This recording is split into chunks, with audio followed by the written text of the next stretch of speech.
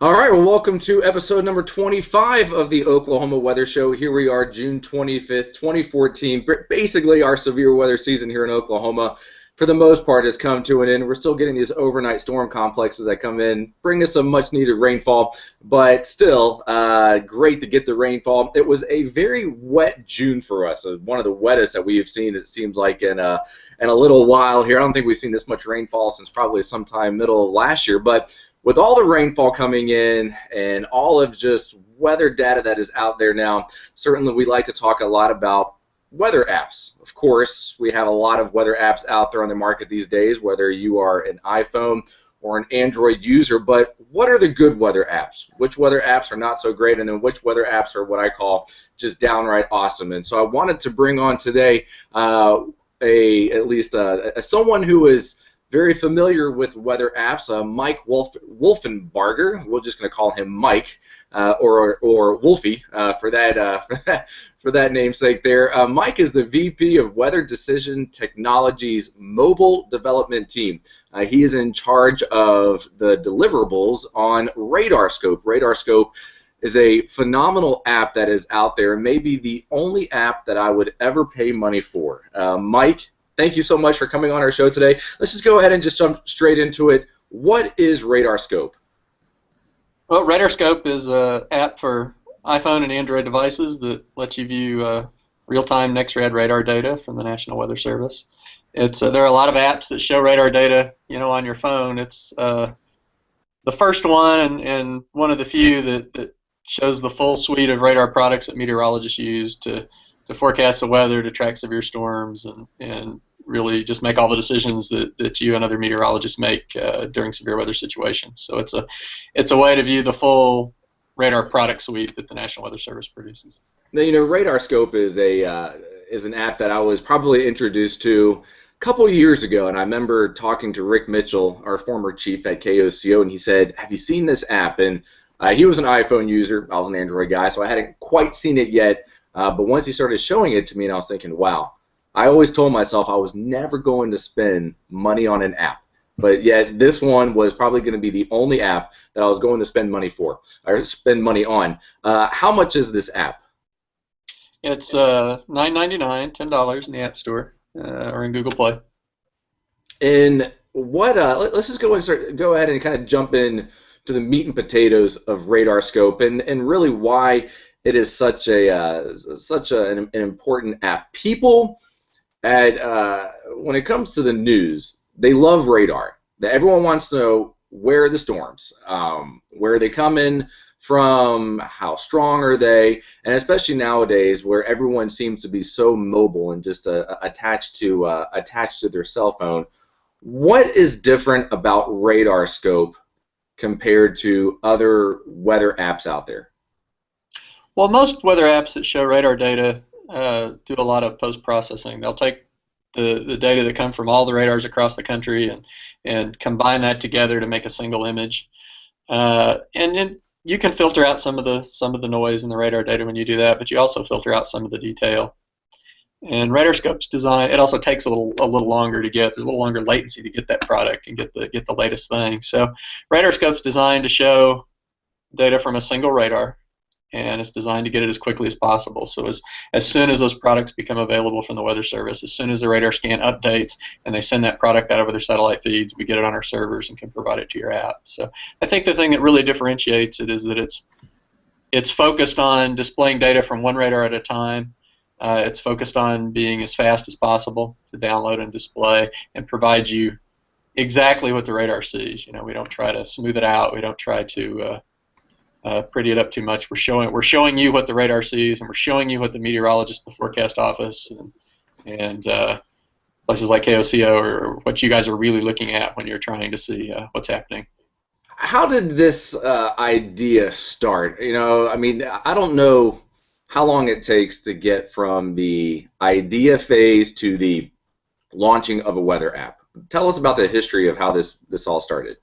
Sure. Well, depending on your point of view, RadarScope the first version took about 5 months, or it took about 15 years. It just kind of depends on what you're looking at.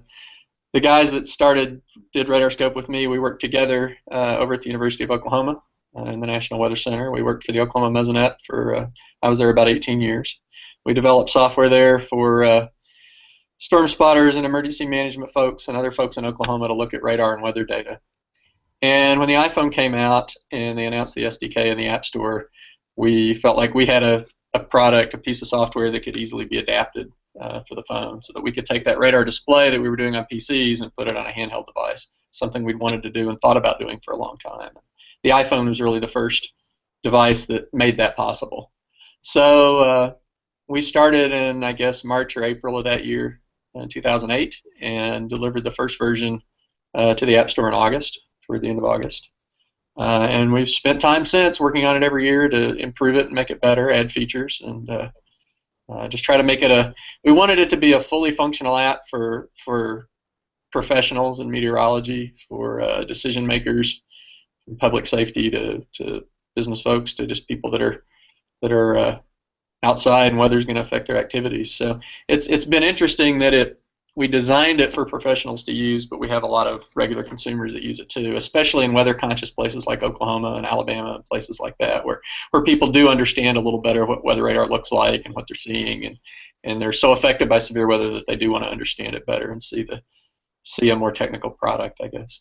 You know, it's interesting when you talk about radar, because I think a lot of people don't necessarily understand the colors of the radar, other than we've been taught that red is bad, green means good. So if you see red coming your way, you're probably going to react, or know that, hey, something bad's coming in, or some heavy rain. Your target audience for Radar Scope, you talk a lot about emergency managers, or those who are in the decision-making process there. Talk about meteorologists who love using Radar Scope, and if you're a meteorologist and you don't have a Radar Scope on your phone, then you probably need to get one pretty quickly. Is there a place for just regular Joe across the street to get on Radar Scope, or is it more so for the science community? Oh, absolutely. We designed it with professionals in mind, but what we found very quickly, and we're a little bit surprised, is that everybody else downloaded it too. I think part of the reason for that is that meteorologists and other professionals recommend it to family and friends. They recommend it. You guys recommend it to viewers. You recommend it on social media, and so people that really want to be in the know, that really want to understand what's going on, will download the app and give it a try. So we were very surprised initially to see consumers that weren't kind of in the weather profession download the app and take to it. But we've tried to design it so that the basic things people are going to want to see, as kind of a standard reflectivity, the same kind of radar you see on the air. That's what you see when you open Radar Scope up. And then there's all those other products there that you can drill down into and get more detail and more technical information if you want to. So we've tried to balance that, line between usability and a full product suite, a full feature suite. So, and I think we've done a fairly good job. I think you've done an amazing job. How many downloads are you all up to now? We have hundreds of thousands of users of Radar Scope using the product. So. Brad, go ahead. Oh, I was going to say, I think it's great. You're on when there's a storm. You're on Twitter or Facebook, and all of the tweets and posts. I think we're having some connection issues using there. This to screen grab, because you've made it so user-friendly, just to be able to touch and boom, it exports the screen grab instantaneously. Talk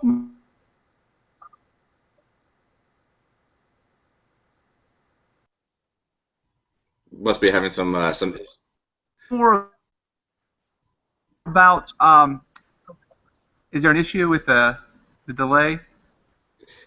Yeah, Brad, we're having some issues on your end there, so I don't. Yeah, scroll on down to just the audio only. Ask your question again. Okay, I was just. Can you hear me now? Yeah. Anyway, go ahead, Damon. I don't know, Brad. We're just saying, turn your bandwidth usage all the way down to audio only, and I think you'll be just fine. Well, we'll get Brad back. All right. I think what Brad was trying to say there was that he was when you go on social media and any radar image that you see seems to be coming directly from radar scope. And you get the first image of the day. And you see the radar scope image.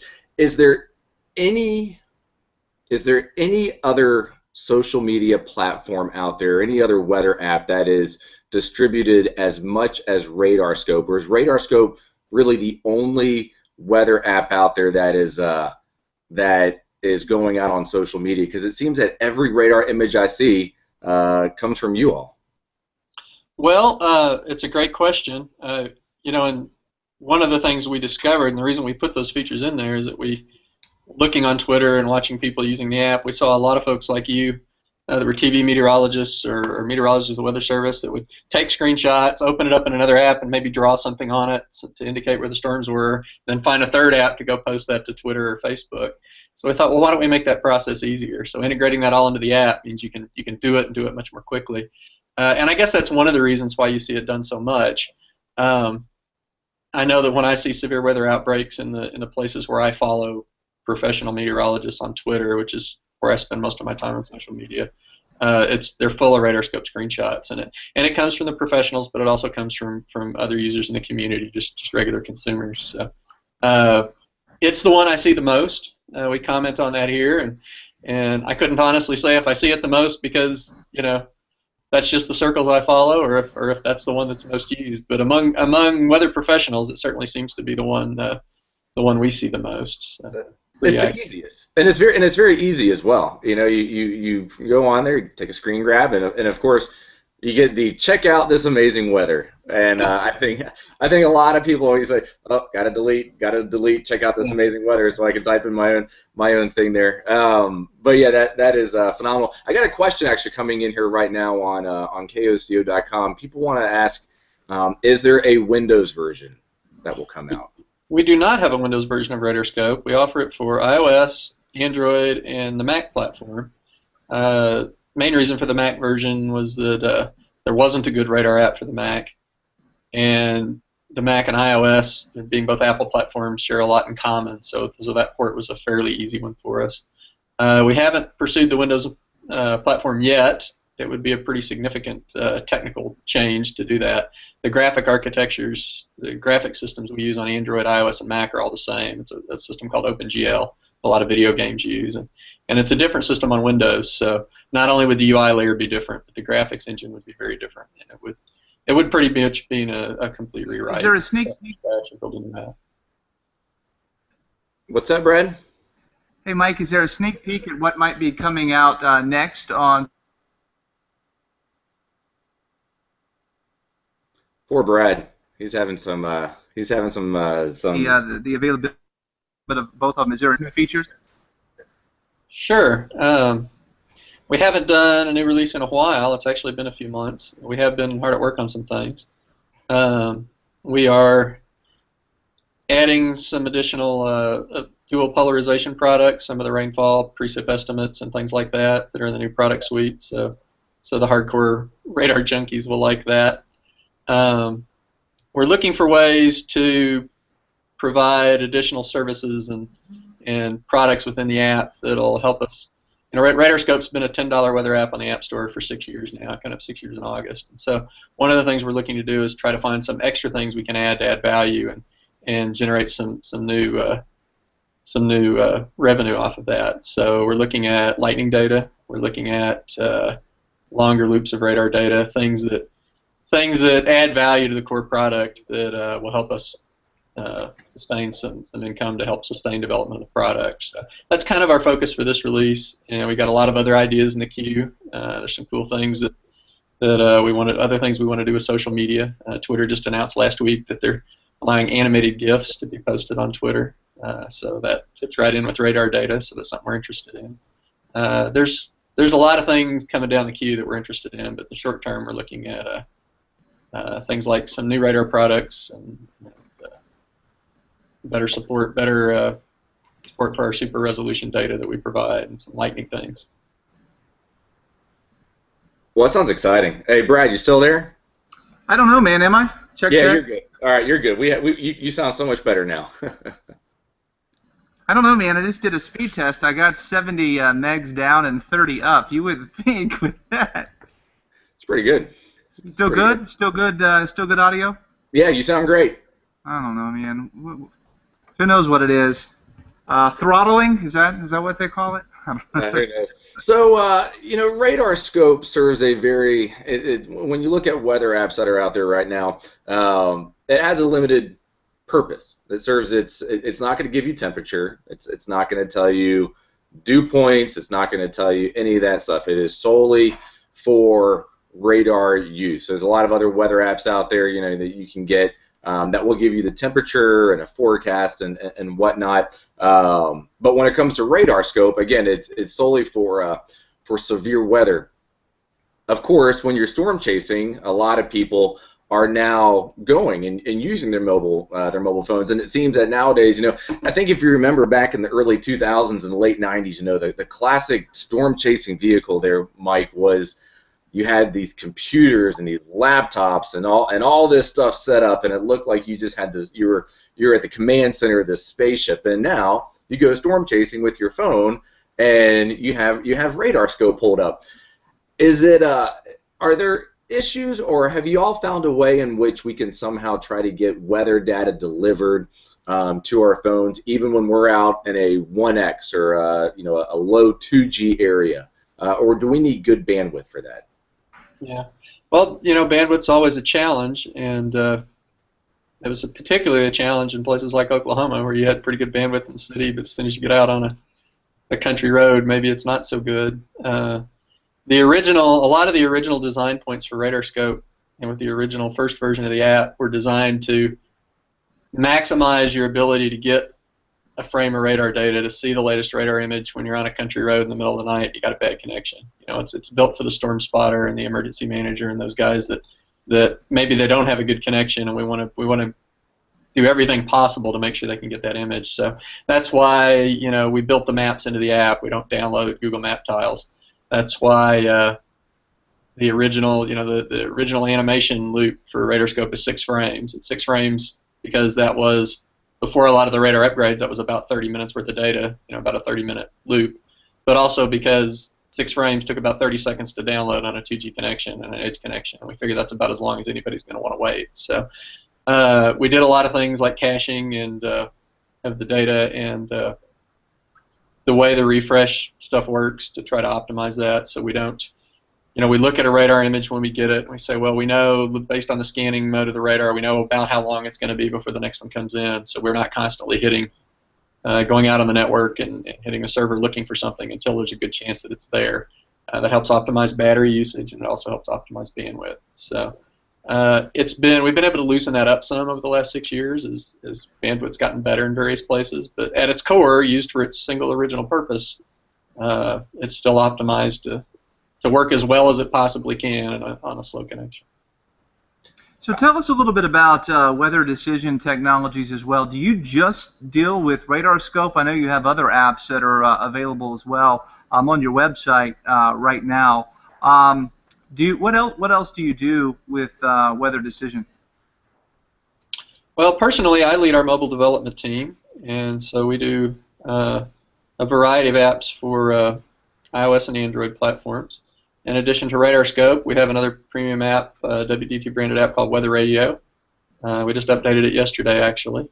Weather Radio is our alerting app, so it will send notifications to your phone for everything from tornado warnings to fog advisories issued by the National Weather Service. It will keep track of your location in the background if you enable that feature, so it can keep track of where your phone is and let you know if you're in a warning situation or a watch or advisory.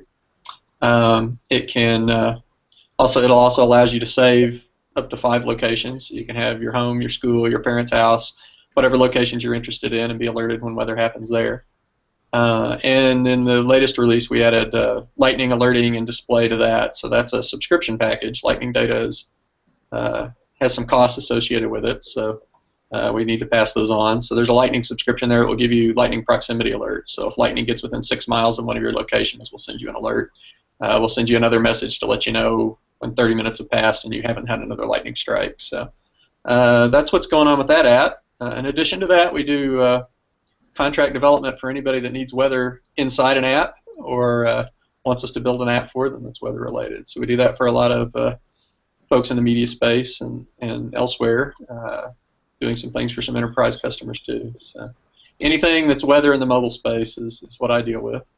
Beyond that, WDT we're a full service weather company. We do everything from forecasting to software development to running models and things like that. So.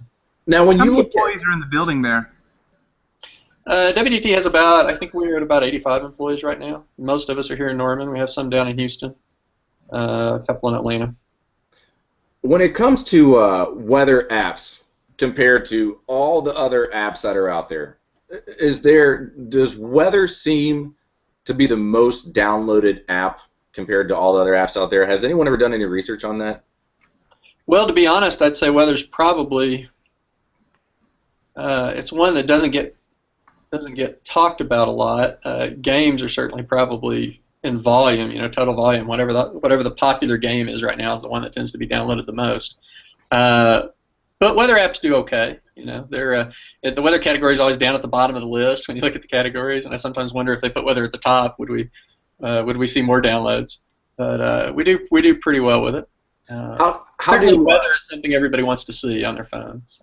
How do big weather outbreaks affect your number of downloads?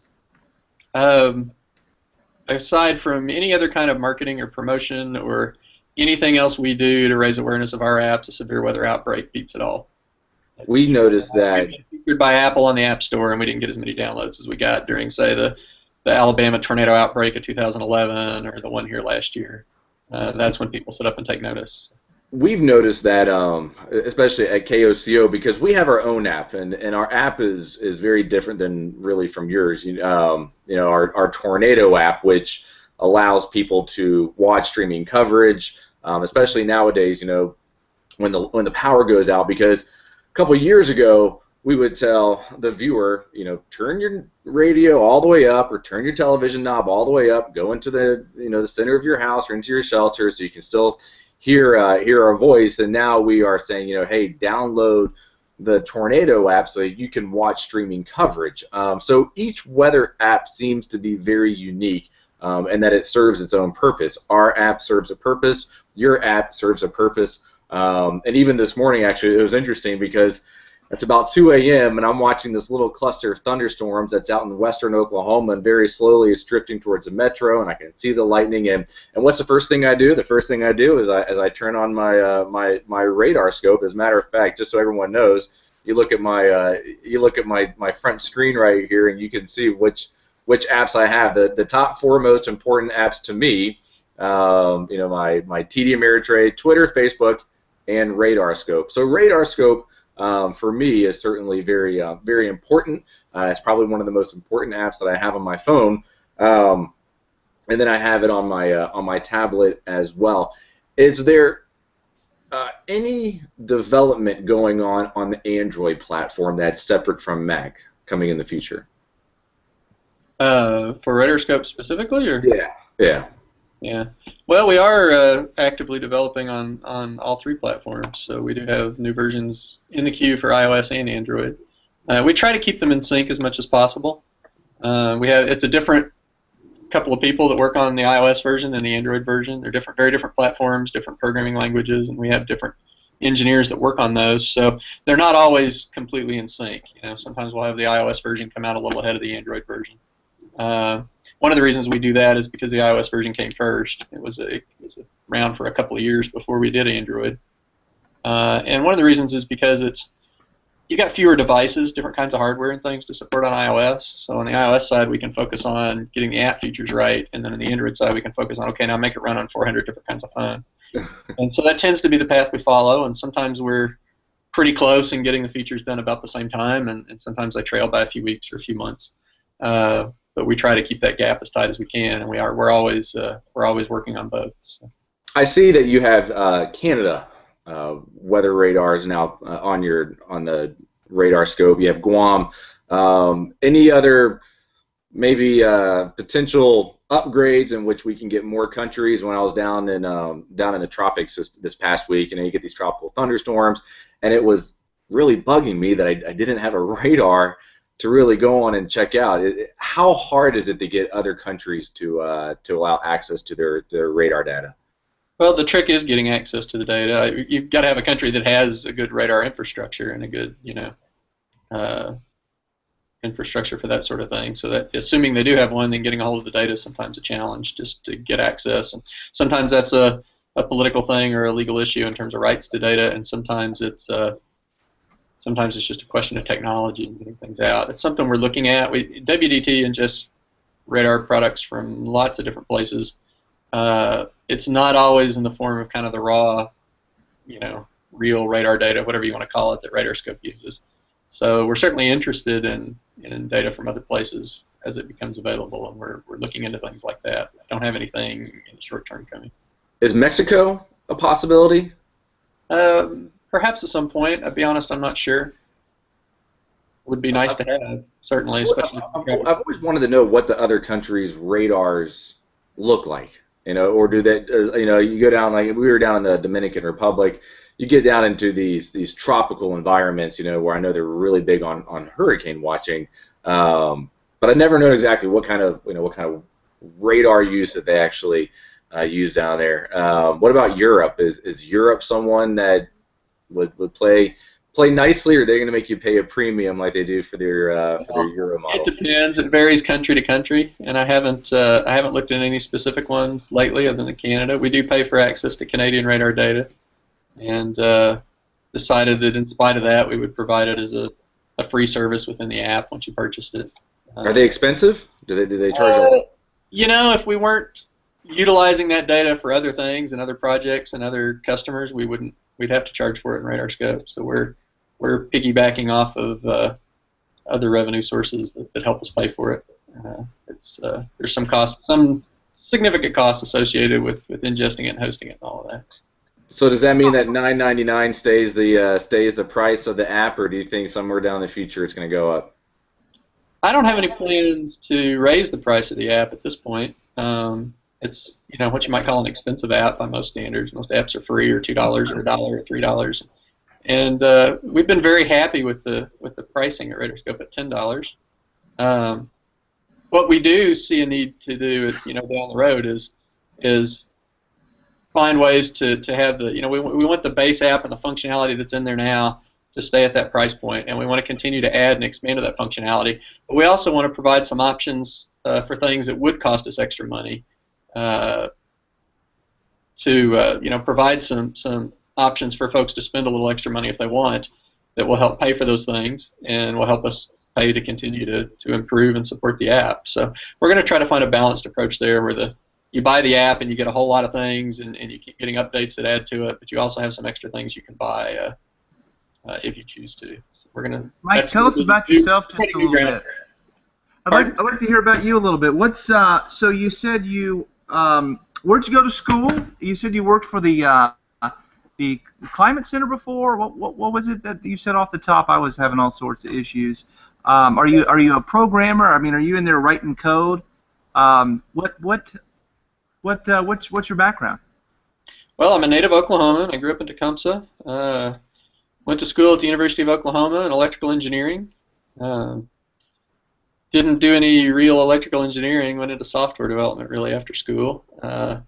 Found a home over at in the meteorology department when they were building the Oklahoma Mesonet. So I was their director of technology for about 10 years. Worked there for about 19 if you count a year as a student. Helped to build out their software infrastructure to ingest and process and display all of their data and build their websites. Worked there for a long time. Licensed some of the software we developed there when WDT was getting started back in 2000 to start WDT as a company. It was one of the technologies they brought out of OU to start WDT. And RadarScope originally started as kind of a side venture, kind of a branch off from the work we'd done at OU. It quickly became bigger than we expected, but not big enough to stand up as a business by itself. So our friends at WDT had a need for a mobile development team, and we had a need for a home for RadarScope to handle tech support and better servers and the kind of data we couldn't get on our own. So we came over to WDT just about 3 years ago, and that's where we are now. So you mentioned the Mesonet. Everybody loves the Oklahoma Mesonet. You've done a great job working with that because we see it every day, use it every day. What about a joint venture of WDT and the Mesonet, maybe on RadarScope or another app of having some of that data available, some layers to turn off and on? Mm-hmm. I think that would be great. The Mesonet does have an iPhone app and an Android app that they developed that has great Mesonet maps and forecasts and things like that on it. So they do have an app of their own. Integrating that data into something like RadarScope would certainly be fun to do. I've got a lot of friends still over there, and love what they do. They do great work over there. So and we provide RadarScope at a discounted price to them and I've done several free copies over the years to emergency managers and spotters in Oklahoma through their OK First program. So we still got a lot of connections to them over there. I've even seen some TV stations using the Mac version. I think the Weather Channel popped it up last year a couple times. I saw ABC 3340 in Birmingham.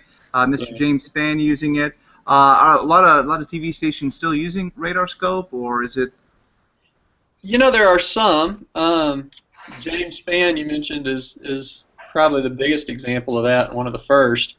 There was a large outbreak, some people may remember, in I think it was April of 2011, that affected Tuscaloosa, Birmingham, and those areas. And one of the stories behind that, James is a big fan of Apple products. He's got his iPad and he's got his Mac, and he's always had RadarScope on it and used it and been a big supporter. And on that particular day, he had an outage. He had a radar outage for a few minutes, and he just pulled his laptop open and fired up RadarScope and put it on the air. Mm-hmm. And since then, he's been using it mostly on his iPad. He's got his Mac open, and he does social media on that while he's on the air. He's an interesting guy to watch when severe weather's going on because he's actively working social media while he's broadcasting. And then he's got RadarScope on his iPad open and showing people on that. So we see him do a lot of live broadcasts with RadarScope, and we've seen some other folks that are doing it now too. I don't know how many, but there are quite a few that are using it some. And I would say one of the main reasons, I mean, we have all these fancy tools. I sit back here. You know what I find is when you use RadarScope, it works, and it's simple. Here I'm not going to mention any vendors that I'm sitting behind, but it's 20, 30 clicks to get it to where I want to be. You're doing severe weather coverage. You're tracking a tornado. Doing it all simultaneously can be difficult. If I have RadarScope open and I want to draw an arrow, I touch one button and draw and point at something. So I think for the sake of when it comes down to one person covering a storm, if it's just one Met, or if a small market television station that maybe doesn't have a lot of money, using RadarScope would be great too, because it works and it's not that expensive of a license for a TV station to use. Because we have a lot of young Mets that watch this on YouTube afterwards. So you do broadcast licensing for TV stations as well. So yes, we do. Yeah, I've looked into it. It's not a large segment of our business, but we do that, and we've added some features to make it easier for folks to do that through the iPad, or it's easier to get it integrated into a second display, either through AirPlay or a direct wired connection to the iPad. And so we've tried to make that. James was kind of the first version of that. We added some of the social media integration because we saw that meteorologists were using that and going through 3 apps and multiple steps to get a screenshot onto Twitter or Facebook. So we tried to make that easier, and we did the same with the broadcast stuff. We saw that someone was doing that, so we said, well, let's try to make it easier to do. So we didn't really we wanted to keep the app, keep it what it is. We didn't want to add a lot of complexity. Has make it easier to put on screen. Mm-hmm. Has Barron or WSI or any of these big weather vendor companies ever reached out to you and said, what exactly are you all doing? Or is there a way that we might be able to get a little bit of piece of the pie? Well, I haven't had any discussions with those companies about RadarScope specifically. We do have some other competitors and friends in the weather space that use RadarScope in-house, I believe.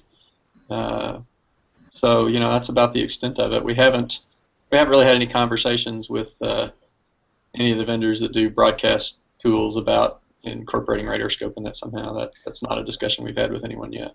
Brad makes a good point though, because he talks about just how simple it is, and with technology getting bigger and bigger, especially in television stations, and what all we are tasked to do, because we're tasked to do social media and web and then be on air and all this stuff, is that keeping it simple is very important, which is what I think I absolutely love about RadarScope. As Brad mentioned, it's simple. You can do one click, whereas a lot of the times when we want to do something, it's click, drag, check on, check off. Do you think that there is a market for RadarScope to go in towards media, and especially even some of these small market television stations where you don't have a lot of capital, but you need to get a product out there? Well, I certainly think it's a possibility. I mean, I think we've got people like James Spann that are doing it. And that's not even I wouldn't even consider his to be a small market. No, not. He's bigger than Oklahoma City. He's a very weather-conscious market, and it seems to work pretty well for him. So I don't think there's any. I certainly wouldn't say RadarScope is a full-featured tool for broadcast,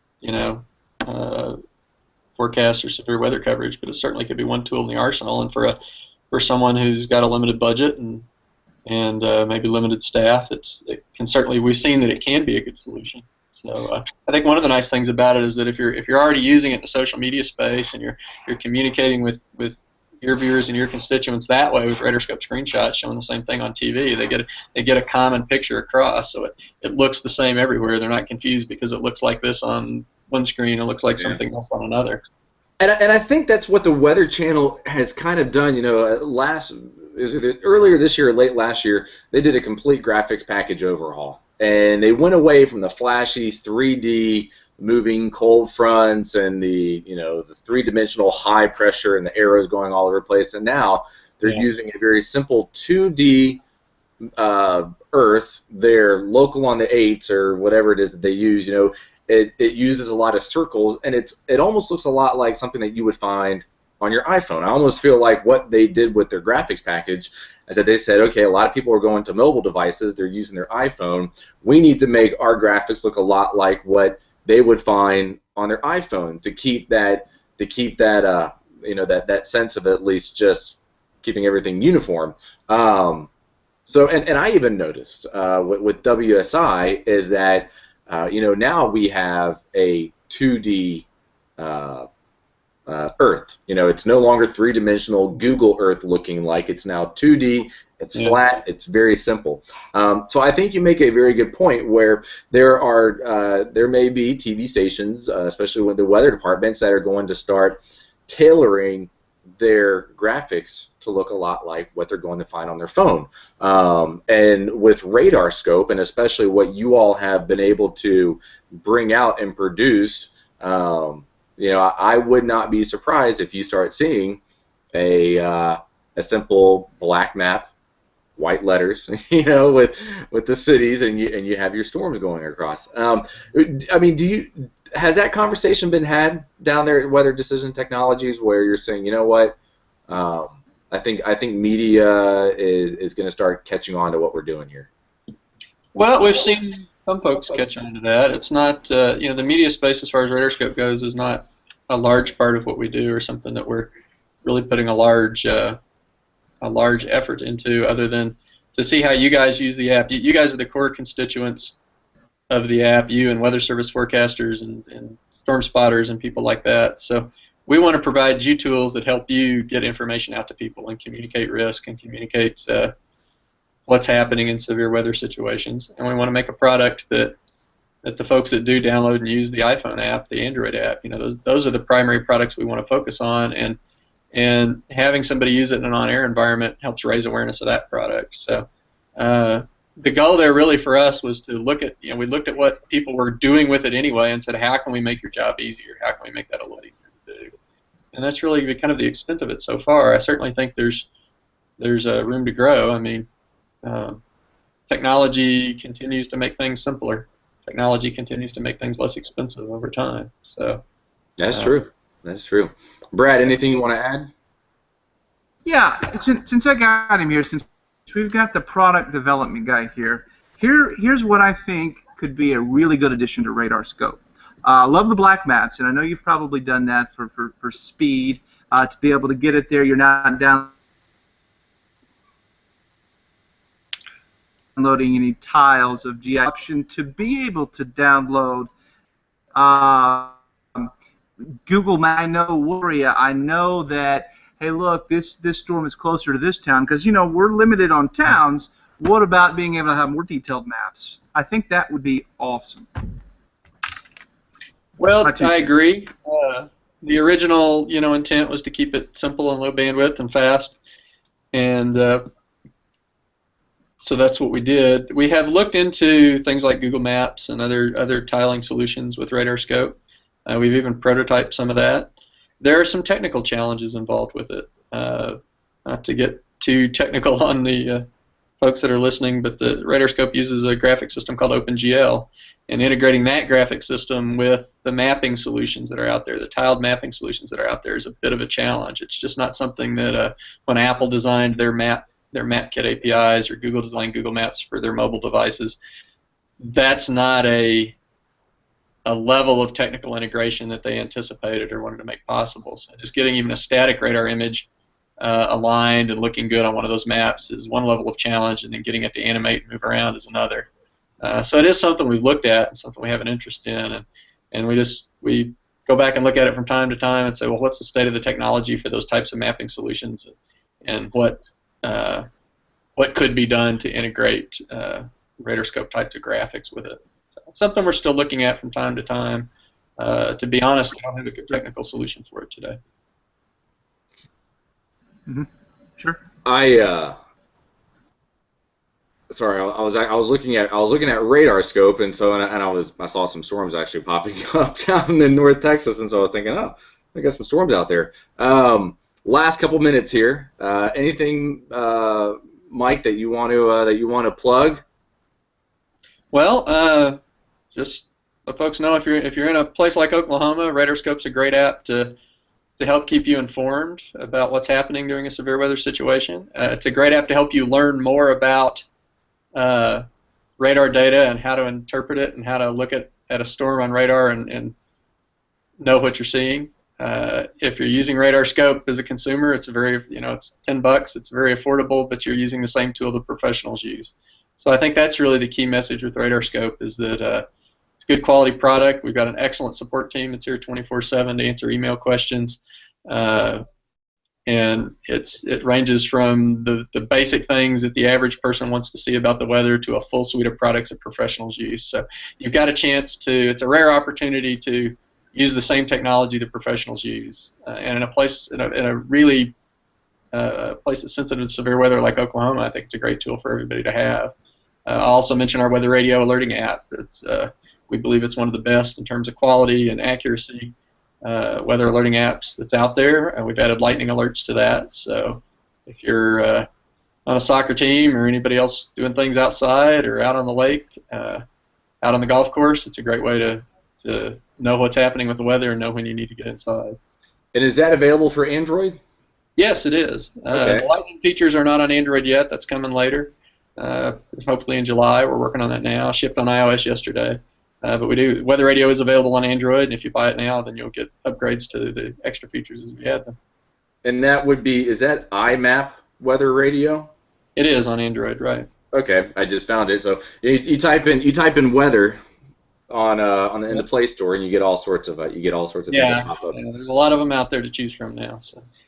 And I didn't even know about Weather Radio, which you think about, it's radio. With the way that satellite radio has taken off, and we still have these white. I still have my Midland white weather radio that sits there, and it's got an antenna that's about 2 feet tall. And I always wondered who was going to come out and make a weather radio app, and I didn't even know you all have one until now. So I will be purchasing that $4.99. Yep. $4.99.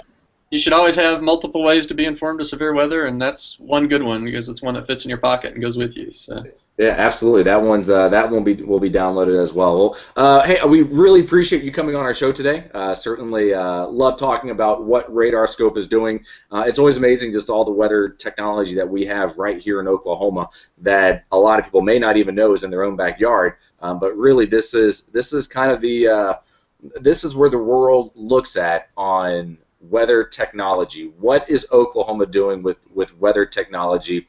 And it seems to always start right here. So again, we are very thankful for you coming on our show today. We'll be sending you we'll send you some goodies in the mail. Okay, thanks, Damon. I appreciate